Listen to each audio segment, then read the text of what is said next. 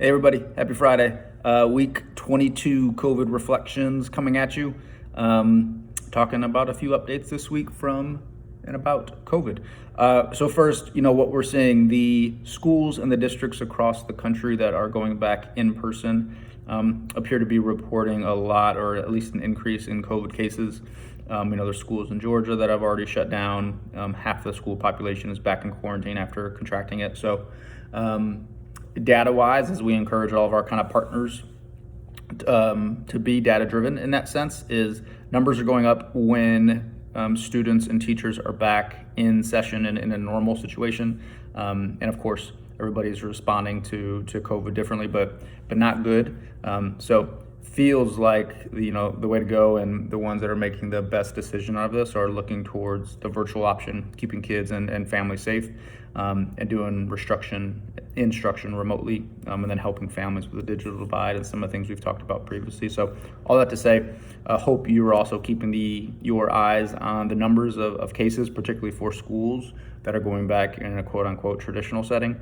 The second thing we've had a lot of conversation about this past week was teachers and instruction. And so controversy or conversation regarding if teachers should be teaching in school these remote lessons for districts that are remote, or if they are allowed to teach them at home. And so in Charlotte, it started, there's a quote unquote strong recommendation that teachers need to be in the building teaching these lessons remotely to their students. Charlotte and North Carolina is not a union state for teachers, although there's kind of groups and coalitions. Conversely, there's an article recently in the Wall Street Journal from the superintendent from Dallas Independent Schools in Dallas, Texas, a really large school district. First required all teachers to come into the school building to teach remote lessons. And then from a large pushback from unions in that state, teachers didn't feel safe.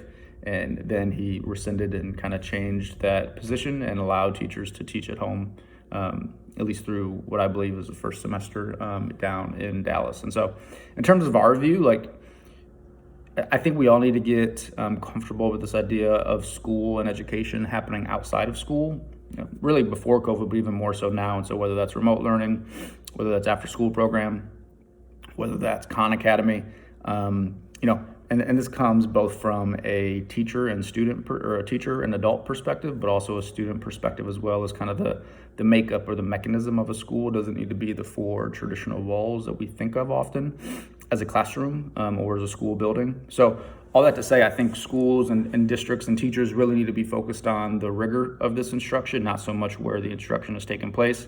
You lose some things organizationally and as a team culture-wise if you're not always seeing everybody, not in the same building. I think we're all kind of grappling with that. But in terms of where should teachers be teaching these remote lessons, I think we have to leave it to the professionals. If teachers feel like they're safe and they need kind of their equipment, if they're a science teacher or an art teacher or what have you, they need to be in the building, then by all means set up those safety protocols to make sure they have access and they can do that. Conversely, if they feel comfortable doing these lessons at home and teaching at home too, or a co-working space or somewhere else, or even outside, right? Let's get creative with this in the real world.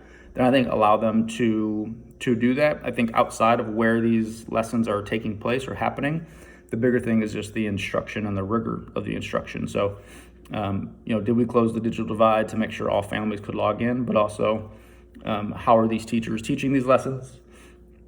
Are they data-driven? Are they aligned to state standards? Are exit tickets giving after each one? And then is the teacher responding to that data? So I think the conversation, and really we're, I think, frankly, having the wrong conversation about where they're actually teaching, but I think we need to kind of switch it to focus on rigor and data as always, and really creativity, because if not now, when will be a time for teachers and schools to adapt to the needs of their families and their students?